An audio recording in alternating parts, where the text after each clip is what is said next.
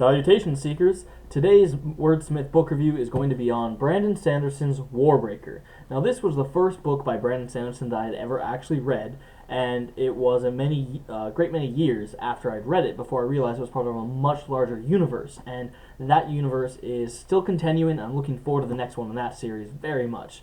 This particular book is going to follow two kingdoms, one a much larger empire than the other, the kingdom of Idris. Now, these two countries have a very unstable political climate in that the larger empire, the empire of the God King, perceives Idris to be its rightful land and that they should be the ones ruling this territory as well, whereas Idris claims that the blood of their royalty is actually the original royalty from the land of the God King, and that they had fled or emigrated there much earlier in the history of the time period. So it's going to follow two characters, the royal daughters, the eldest daughter and the youngest daughter of 4 children for the kingdom of Idris.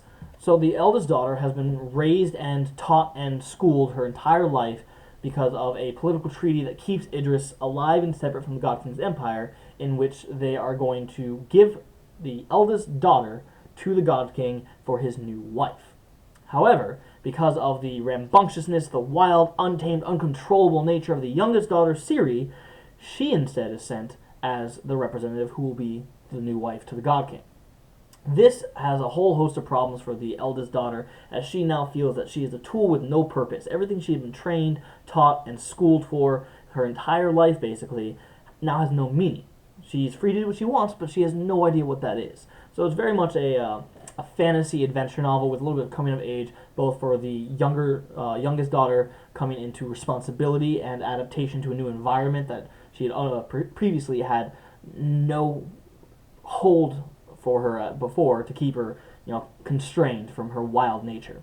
Then there's the eldest daughter, who is now having to realize that sometimes the responsibilities that you have and that form the core of your personality and your character are gone, and you have to figure out who you actually are past what you're responsible for. This is going to be a mid to high level novel, which means a dozen or so words you might not have seen. There's a lexicon of meaning and new words that are added by the author. For this, it is going to have a very, as Brandon Sanderson is very good with, a very unique flavor of magic. It's not going to be, the typical spell casting and waving of a wand. Instead, it's going to focus around the concept of sounds and colors through a thing called the breath, which is kind of like the soul of a person, and it can only be consensually given, at which point it then has a whole host of abilities. If you have more than one breath, eventually you have perfect hearing, perfect vision, you can see every possible shade of color, you're always on pitch, and you're actually able to then use specific commands to take that breath and imbue it into an object, and with those commands, give the object purpose, which is very similar to the last book I reviewed, in that you have to have those logical strings and you have to have that command sequence to make sure it's not complicated or that it actually works without wasting breath. Some commands do the exact same thing, taking less breath. So it's a whole issue there that is addressed and very well built and well structured. The things I really enjoy about it were that magic, but then also the fact that it is not necessarily Machiavellian, but it is very good twists and turns that you're not going to necessarily see coming, and they don't have the feel of Deus Ex Machina. It's not like it was the saviors of the story are in trouble and they need help, and suddenly, this happens with no context and no reasoning, no logic behind it to get them out of a scrap, much like almost, every cartoon that you ever see. It has a very real feel that the things that happen are within the bounds and the constraints of the characters and how they've been portrayed and developed through the story, as well as the world itself and the constrictions that it allows.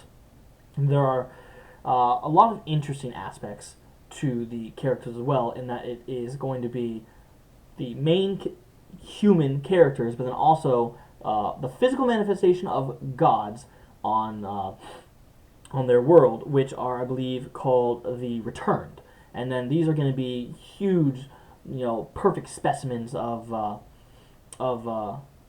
humanity. So 6.5 feet tall, always muscular or perfectly toned, curvaceous or slender, but always flawless in some aspect. And they have got like an internal glow to them.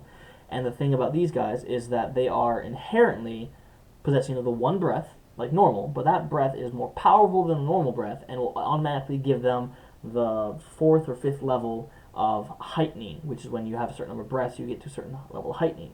Theirs is inherently more powerful and starts at that base level. However, it only lasts for a week before it would then dissipate with its energy and they die. So the entire religion and government of the God King's empire is based around the concept that these are the gods returned to the physical world to help you, the people, and so people willingly go for it and sacrifice their breath to their god of choice to keep their life prolonged in the physical realm instead of the divine. However, the interesting thing about the return is they have no memory of who they were before they returned. They have no idea how it was that they were randomly chosen or not to be this exemplary example of creation. And so it's a really interesting journey there, as it does follow one of the gods, Light Song, in his journey to discover not just a meaning to his existence, but also a meaning to who he was before everything happened. It's very well thought out. It's very well structured throughout the entire story. Again, you're looking at fans of Brent Weeks. You're looking at fans of Patrick Rothfuss. Those unique fantasy authors who have a different flavor and taste in how magic can work and be present in everyday life, whether it be actual magic or some different form of it. It's very well written. I love the series. I'm looking forward to reviewing the other books in the universe later on down the line. And as always, my 60-second review will be in my TikToks. Link is in my bio. And salutations.